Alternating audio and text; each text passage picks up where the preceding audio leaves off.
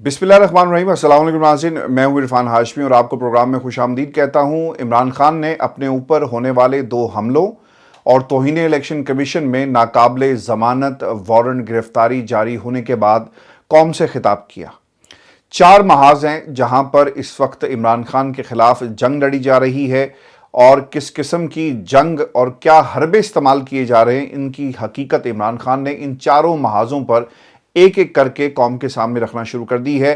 तोशाखाना के अंदर एक शख्स पेश होता है, उसका तिया पांचा और उसके जो एक एक्सपर्टीज़ थी वो किस नौयत की थी, और वो गवाही देने के लिए आया इमरान खान के ख़िलाफ़, लेकिन मालूम ये पड़ा कि वो अपने बयान से पीछे हट गया और उसकी कोई एक्सपर्टीज़ नहीं थी तोशाखाना की जो चीज़ें हैं उसकी मालियत को वो जज कर सके। और फिर हमने 9 मई के वाक़यात में एक जज का फैसला देखा जिसने 2 मुकदमात में इमरान खान की ज़मानत को कन्फर्म करते हुए इसे मुज़ाहिका खेस करार दिया कि खान साहब अपनी गिरफ्तारी खुद करवाएं और उसके बाद लोगों को कहें कि जाकर जो है वो एहतजाज करो।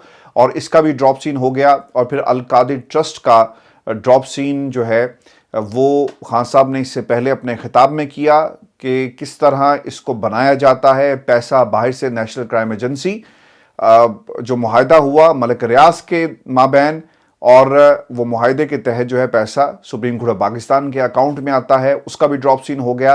और फिर एक इद्दत वाला मामला था जिसमें खान साहब को घसीटने के लिए एक बयानिया बनाने की कोशिश की और फिर साइफर कहानी कौम के सामने रखी गई। इस कहानी में जान डालने के लिए वादा माफ गवाह मैदान में उतारा जाता है और आज़म खान को जो प्रिंसिपल सेक्रेटरी थे इमरान खान के, उन्हें इस्तेमाल किया गया। अब वो बयान कहाँ पर है, इसके लिए भी बाकायदा कहा यह जा रहा है खान साहब के वकला की तरफ से कि हम इस चीज़ को चैलेंज करेंगे और जो साइफर का मामला है, जो कॉपी है जो आज़म खान ने अपना बयान दिया इस मामले में, उसकी कॉपी जो है वो फराहम की जाए और इस तरह उसको क्यों छुपाया जा रहा है, ये भी एक बुनियादी सवाल है। लेकिन व्यूअर्स, जो खिताब हुआ ये बहुत ही अहम सवालात खान साहब की तरफ से आज अपने खिताब के अंदर उठाए गए।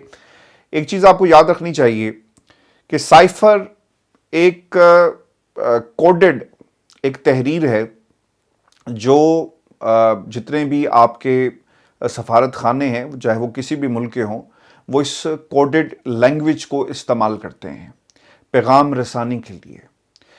और जब भी कोई पैगाम एक मुल्क से दूसरे मुल्क में भेजा जाता है किसी भी सफारत खाने की तरफ से, तो वो कोडेड लैंग्वेज में भेजा जाता है, किसी आम तहरीर के ज़रिए नहीं भेजा जाता है, क्योंकि जो आपकी खुफिया गुफ्तगू है ख़तरा ये रहता है कि दूसरे मुल्क को शायद उसका मालूम ना पड़ जाए, तो इसे ख़ास कोड की शक्ल में जहाँ पर उस पैगाम को भेजना होता है उसे भेज दिया जाता है।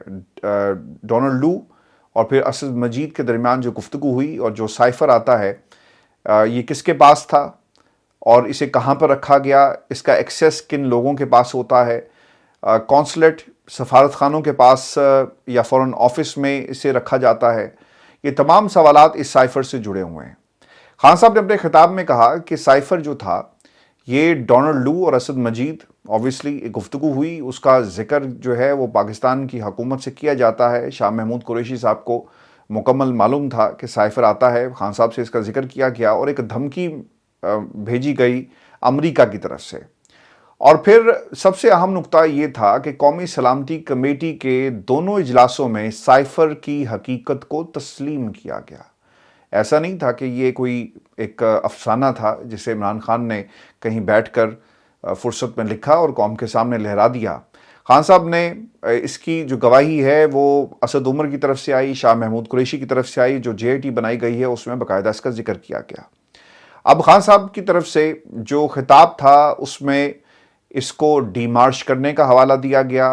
खान साहब कहते हैं कि मैंने इसको जलसे में जो लहराया वो मीटिंग मिनट्स थे, जो उसका लुब्बे लुबाब था वो मैंने कौम के सामने रखा। वो कहना क्या चाहते थे, अमेरिका से साजिश होती है, उसके हैंडलर्स पाकिस्तान में कौन थे, अमेरिका का क्या पैगाम था, किस तरह उस हकीकत को तहरीक अदम एतमाद की जो है वो अमली जामा पहनाया गया, जो पिछले 1.5 बरस से खान साहब जिसका जिक्र करते हैं, लेकिन PDM का टोला उसे मानने को तैयार नहीं है। तो ये तमाम मुहर्रिकात थे जिसका खान साहब ने एक एक करके जो है वो अपने खिताब में जिक्र किया اور سائفر کی حقیقت جو ہے وہ قوم کے سامنے رکھی. خان صاحب یہ کہتے ہیں کہ صرف اور صرف ان کا ہدف یہ ہے کہ کسی طرح عمران خان کو جو ہے وہ گرفتار کیا جائے.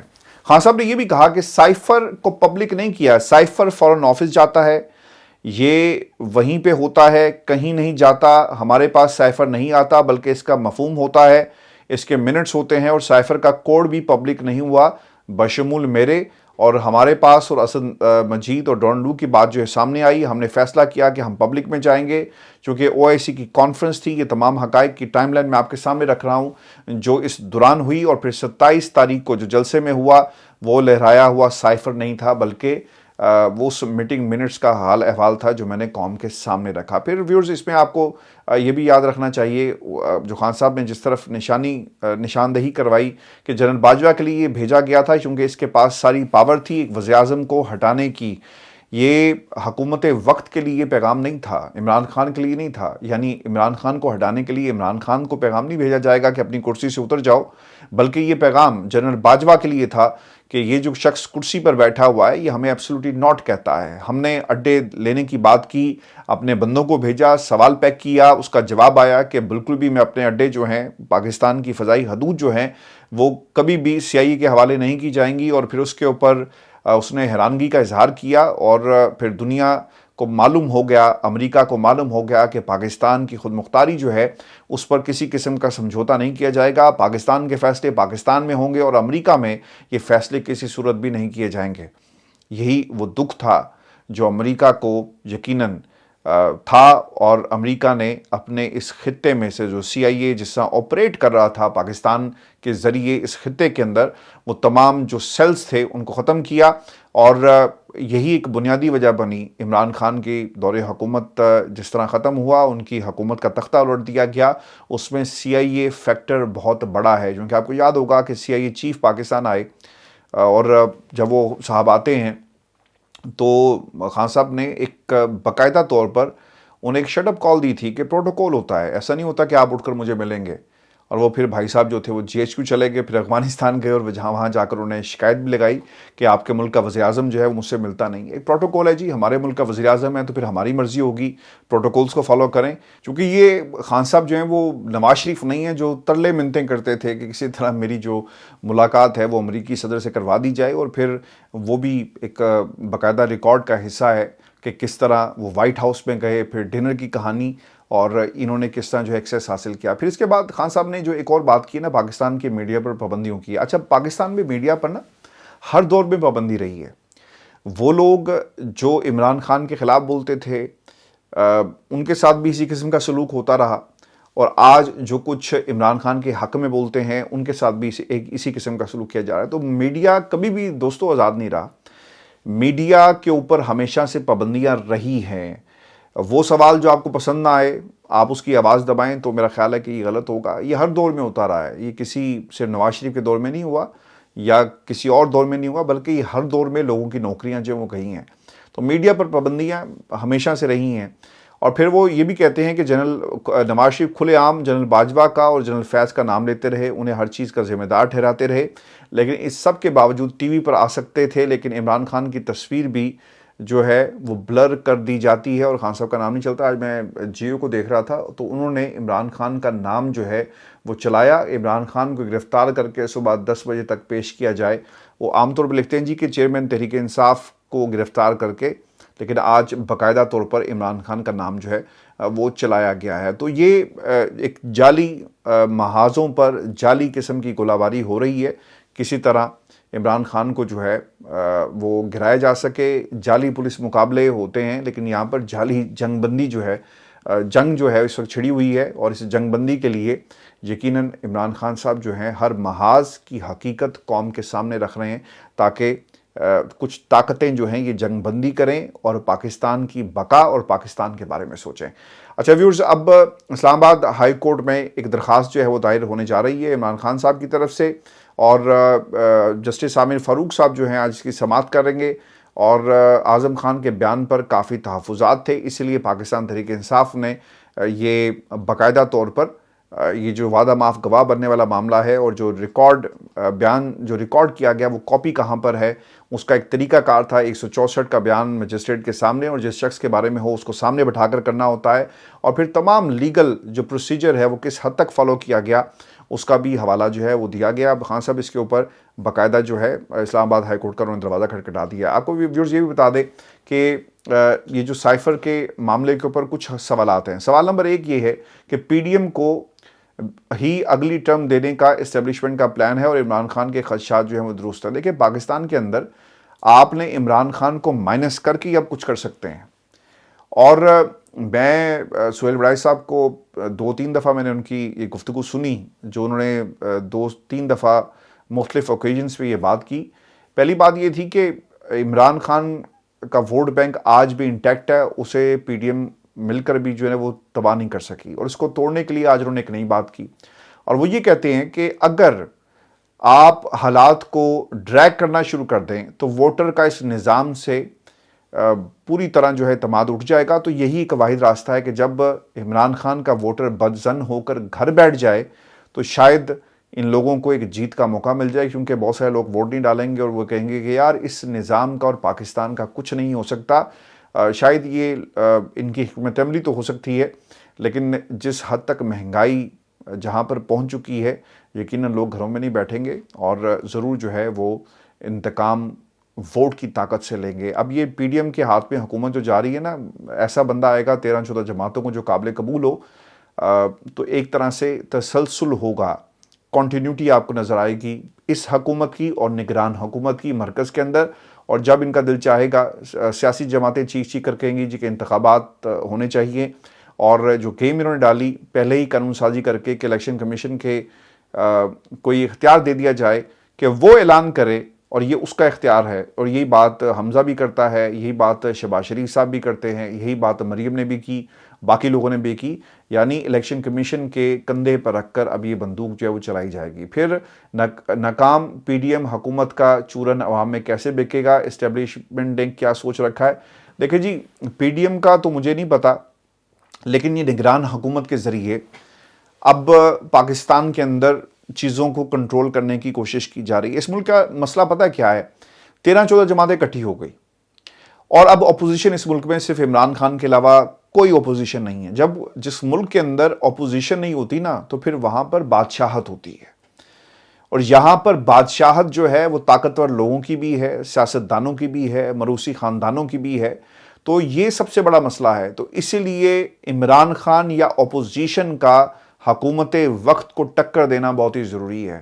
اپوزیشن اگر نہیں ہوگی، برطانیہ کے اندر شیڈو گورنمنٹس ہوتی ہیں جہاں پر ذرا سا وہ لیفٹ رائٹ ہوتے ہیں نا، تو شیڈو منسٹرز جو ہے نا وہ ان کو دوبارہ لائن میں کھڑا ہونے کے لیے کہتے ہیں۔ تو یہ شیڈو گورنمنٹس ہونا، اپوزیشن ہونا بڑا ضروری ہے۔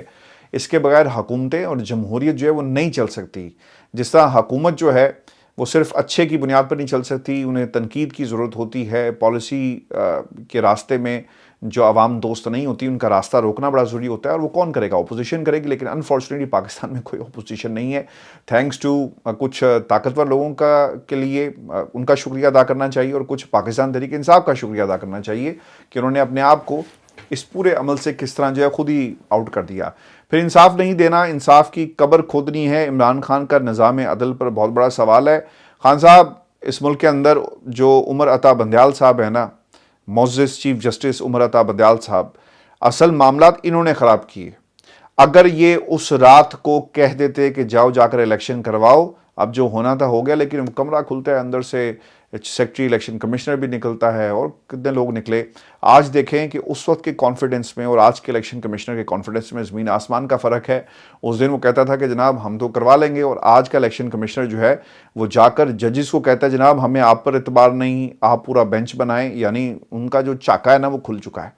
پھر سائفر کبھی پبلک نہیں کیا اور نہ گھمایا۔ عمران خان نے سائفر انکوائری کمیٹی میں پیشی سے قبل ہی سائفر کی حقیقت بتا دی۔ خان صاحب نے ایک اسٹریٹجی کے تحت چل رہے ہیں، جو میں نے ابتدا میں کہا تھا نا کہ چاروں محاذوں کی حقیقت، اور جنگ جو اس وقت لگی ہوئی ہے، جو جاری ہے، جو ہتھ کنڈے استعمال کیے جا رہے ہیں، اس جنگ بندی کے لیے خان صاحب ان محاذوں کی حقیقت قوم کے سامنے رکھ رہے ہیں تاکہ کوئی فاؤل پلے جو ہے وہ نہ ہو سکے۔ گرفتاری سے پہلے بتا دیتے ہیں کہ مجھے گرفتار کرنا اس وقت حکومت وقت کی ایک ضرورت بن چکا ہے. آج میں فلاں کیس میں جا رہا ہوں, یہ چیزیں ہو سکتی ہیں, اور یہی ایک تعلق ہے جو وہ اپنے ووٹ بینک کے ساتھ اور پاکستان کے سیاسی منظرنامے میں جو تبدیلیاں رونما ہو رہی ہیں تحریک انصاف کے حوالے سے, انہوں نے انٹیکٹ رکھی ہوئی ہیں اپنے جو ووٹ بینک ہے اور جو اپنے جو فالوورز ہیں ان کے لیے. پھر الیکشن کمیشن کے جاری کردہ وارنٹ گرفتاری نہیں ہوگی. اچھا, اس میں ایک ٹیکنیکل نقطہ یہ تھا کہ اگر آپ چلے جاتے ہیں تو اس کی کوئی قانونی حیثیت نہیں ہے, اور پھر میں نے آپ کو پہلے بھی بتایا تھا کہ یہ الیکشن کمیشن کے جو وارنٹ گرفتاری ہوتی ہیں اس کی کوئی حیثیت نہیں ہوتی. یعنی جوڈیشری اور پھر جوڈیشری کے پیرلل ایک جوڈیشری, ہم یہاں پہ فوجی عدالتوں کو روتے ہیں, یہاں پہ جناب ایک تیسری عدالت جو ہے وہ الیکشن کمیشنر کی, اور وہ اپنے وارنٹ گرفتاری جو ہے وہ خود ہی گھر میں بیٹھا جو ہے وہ جاری کر رہا ہے. اچھا, اب ویورز آپ کو یہ بتائیں کہ خواجہ آصف صاحب نے ایک سٹوری آئی جی کہ اس پہ کل ہم نے بڑی تفصیل کے ساتھ بات بھی کی ہے. اسحاق ڈار صاحب جو ہیں وہ وزیراعظم, نگران وزیراعظم بننے جا رہے ہیں, اور اس کے اوپر نا آج بڑا ہی زبردست قسم کا ریبٹل آیا, اور بڑا ہی زبردست قسم کا اگر یہ کہیں کہ ایک جواب آیا ہے پاکستان پیپلز پارٹی کی طرف سے. تو ویورز یہ غلط نہیں ہوگا, کیونکہ ایک تو انہوں نے کہا جی کہ شہری رحمان صاحبہ, کل فیصل کریم منی کے کچھ الفاظ تھے کہ ہمارے پاس اب تک نام نہیں پہنچا, اور آج شہری رحمان نے یہ بات کہی کہ نگران حکومت کے لیے غیر جانبداری ایک لازمی ضرورت ہے. کل فیک نیوز کے ذریعے کسی کو نگران وزیراعظم کا تاج پہنایا گیا, نہ کوئی نام پیپلز پارٹی کو پیش کیا گیا, نہ ہم نے کسی نام پر اتفاق کیا. دیکھیں, یہ ایک مصنوعی اتحاد ہے, اب تو خدا کے لیے مان جاؤ, وہ لوگ جو نہیں مانتے. اور اس مصنوعی اتحاد کو اس لیے قائم کیا گیا ہے کہ مفادات جب تک پورے ہوتے رہیں گے ٹھیک ہے. اب الیکشن کمیشن جو کچھ کرتا ہے, نون لیگ جو کچھ کروانا چاہتی ہے وہ کرتا ہے, لیکن ایک حد تک. اس کے بعد پاکستان پیپلز پارٹی بھی بولے گی. آج ان کی مرضی کا اگر نگران وزیراعظم نہیں آئے گا, یا کوئی نام جو ہے سب کی مرضی سے نہیں آتا, کنسنسس سے نہیں آتا, تو اسے کوئی قبول نہیں کرے گا. چونکہ اگر وفاق میں نون لیگ کا وزیراعظم آ گیا تو پاکستان پیپلز پارٹی جو سیٹ ایڈجسٹمنٹ یا صدارت کی جو بات کر رہی ہے اور جو صدارت کے خواب دیکھ رہی ہے, پھر وہ بھول جائے.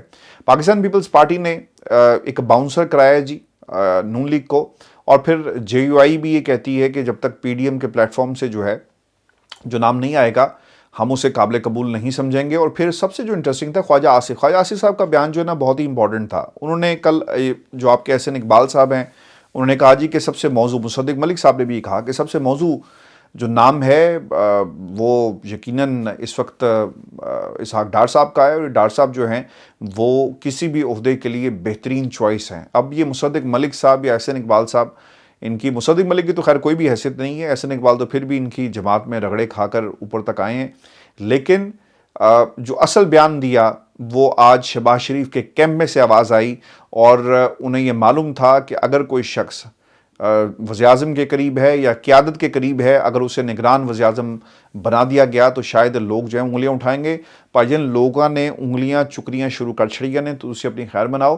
اگر آپ یہ صرف on the pretext of on this analogy اگر آپ یہ بات کریں کہ پائی جان معیشت دان آئے گا, معیشت کو سنبھالے گا, اور پھر نگران وزیر خارجہ ایسا ہونا چاہیے جو ملک کی معیشت کو سنبھال سکے, اور ملک کی معیشت کو جو ہے وہ آئی ایم ایف کے پلان کے مطابق لے کر جا سکے, تو اس سے بہتر آپشن کوئی نہیں ہے. ہاں, آج میری کسی سے بات ہوئی نون لیگ کے اندر, نگران وزیر اعظم کا نام جو ہے وہ شاید اسحاق ڈار کی حد تک انہیں قابل قبول نہ ہو, لیکن یہ عین ممکن ہے کہ نگران وزیر خزانہ ہے اس کے لیے انہی کے نام کو آگے کنٹینیو کیا جائے. لیکن مجھے اس کے اوپر بھی ڈاؤٹ اس لیے یہ ہے کیونکہ اس سے پہلے کوئی مثال جو ہے نہیں ملتی, اور شاید اس حد تک سیاسی جماعتوں کو منا لیا جائے, چونکہ یہاں پر قوانین بدل دیے جاتے ہیں, سب کچھ کر دیا جاتا ہے. لیکن آج یہ پوری کی پوری پاکستان مسلم لیگ نون کا یو ٹرن تھا, پاکستان پیپلز پارٹی کا یو ٹرن تھا, اور بہت سارے لوگوں کا یہ یو ٹرن تھا جو یہ سمجھتے ہیں کہ شاید جناب تمام حالات جو ہیں وہ ہمارے کنٹرول کے اندر ہیں. اچھا, اب اس میں نا ایک چیز بڑی اہمیت کی حامل رہی, اور وہ یہ تھی کہ آج آرمی چیف صاحب نے خطاب کیا ہے, اور وہ بھی معیشت کی بات کر رہے ہیں. جو معیشت کا محاذ ہے, یہ اس کا مطلب ثابت یہ ہوتا ہے کہ پاکستان کے جو مقتدر حلقے ہیں وہ بھی یہ سوچتے ہیں کہ یار اگر معیشت ٹھیک نہ ہوئی نا تو پھر سارے کا سارا پلندہ جو ہے اور الزام جو ہے وہ پاکستان کی اسٹیبلشمنٹ ڈالا جائے گا کہ جناب یہ پی ڈی ایم کو سپورٹ کرتے ہیں، یہ پی ڈی ایم کے ساتھ ایک پیج پر موجود ہیں، پالیسیز کو سپورٹ کرتے ہیں، تو ایسی پالیسیز کو آپ سپورٹ کریں، بالکل کریں جو ملک کے لیے ٹھیک ہوں۔ لیکن پاکستان کی آرمی کی طرف سے، اسٹیبلشمنٹ کی طرف سے یہ کہنا اور معیشت کے اوپر بات کرنا، یقیناً انہیں بھی اس چیز کا احساس بڑی شدت کے ساتھ وہاں پر پیدا ہو رہا ہے کہ جناب یہ ان کے بس کی بات نہیں ہے، اور معیشت کو اگر انہوں نے ٹھیک کرنا ہوتا تو پچھلے 1.5 برس میں ٹھیک کر چکے ہوتے، حالات بہتر بنا چکے ہوتے، لیکن یہ ان کے بس کی بات نہیں ہے۔ ہماری پاکستان کی اسٹیبلشمنٹ سے اور مقتدر حلقوں سے، آرمی چیف سے یہ ایک گزارش ہے کہ خدا کے لیے ملک کے اندر انتخابات کروائیں، سب کچھ ٹھیک ہو جائے گا، معیشت ٹریک پہ آ جائے گی۔ اگر جمہوریت نہیں ہوگی اور ہم صرف نگران سیٹ اپس کے ذریعے حکومت چلائیں گے تو کبھی بھی معیشت ٹھیک نہیں ہوگی۔ معیشت کو ٹھیک ہونے کے لیے اعتماد کی فضا آپ کو قائم کرنی ہوگی۔ شہباز شریف صاحب جیسے بندے بھی اب کہتے ہیں کہ جب تک سیاست کے اندر ہمیں کامیابی نہیں ملے گی، یعنی سیاست اگر سٹیبل ہوگی تو پاکستان کی معیشت سٹیبل ہوگی۔ اگر شہباز شریف صاحب جیسا بندہ بھی یہ بات کر رہا ہے تو ہمیں یہ جو اس وقت انتقام کی سیاست ہو رہی ہے نا، اس کو بند کر کے تمام سیاسی جماعتوں کو موقع دینا چاہیے۔ Let the people of Pakistan to decide this کہ who will run this country. یہ کسی فرد واحد یا کسی شہباز شریف یا ہاؤس آف شریف یا کسی اور کی مرضی سے اگر آپ کریں گے تو سر ہمارے پھر یہی مسائل ہیں، ہم اپنی معیشت کو ٹھیک نہیں کر پائیں گے۔ آج آئی ایم ایف پاکستان میں اپنی مرضی کے مطابق جو ہے نا وہ حکومت کو رن کر رہا ہے۔ اس نے ٹارگٹس کی ایک لسٹ دے دی، اگر آپ پورے نہیں کریں گے تو وہ آپ کو کان سے پکڑوا دے گا پاکستان کی پوری حکومت کو، اور پھر وہ کہے گا کہ پاکستان کی حکومت کو کہ جناب آپ کو تو اس شرائط پوری کرنی ہے۔ تو اس لیے یہ ضروری ہوگا کہ ہم جمہوری راستوں کو اختیار کر کے ان مسائل کا حل نکالیں۔ ہمارے ساتھ جو ملک آزاد ہوئے تھے آج وہ کہاں سے کہاں پہنچ گئے، لیکن آج ہم وہیں پہ کھڑے ہیں کہ کرسی پر کون بیٹھے گا، کس گھر کا ہوگا، کس نسل کا ہوگا، کس رنگ کا ہوگا، اور کس موروثی خاندان کا ہوگا، اور کرسی کا سائز کتنا بڑا ہوگا، اور کرسی پہ جو بیٹھنے والا ہوگا اس کا بینک بیلنس کتنا بڑا ہوگا، یہی ہمارے مسائل بن کر رہ گئے ہیں۔ پاکستان کی عوام ڈیزرو کرتی ہے ڈیموکریسی سر، پاکستان کی عوام ڈیزرو کرتی ہے کہ ان کی زندگیوں کا اور ان کے مستقبل کا فیصلہ وہ خود کریں۔ پاپولر اوپینین پاکستان کی عوام کا جو ہوگا، جمہوریت آئے گی، باہر کی دنیا بھی ہمیں ایکسیپٹ کرے گی۔ اگر I M F, Imran Khan جو اس وقت حکومت میں بھی نہیں ہے، اگر چل کے جا رہا ہے تو اس کا مطلب یہ ہوا باہر کی دنیا یہ سمجھتی ہے کہ جمہوریت کے علاوہ آپ اپنے ٹارگٹس کو کسی صورت بھی پورا نہیں کر سکتے۔ ادھار سے حکومتیں نہیں چلتی، ادھار سے تو گھر نہیں چلتے جناب، حکومتیں کیسے چلیں گی؟ اور یہاں پر جو چھاتی چوڑی کر کر شہباز شریف صاحب اور باقی لوگ یہ کہتے ہیں کہ دیکھیں ہم نے سیکیور کر لیا، یہ کوئی بہادری نہیں ہے۔ جنہوں نے سیکیور کروایا ہے نا، انہوں نے بدلے میں بہت سارے معاہدے ایسے کیے ہوں گے جو قوم کے سامنے نہیں رکھے جاتے۔ آج کا شو تھا ویورز، اپنے کمنٹس بھیجیے گا، چینل کو ضرور سبسکرائب کریں، اجازت دیجیے، اللہ نے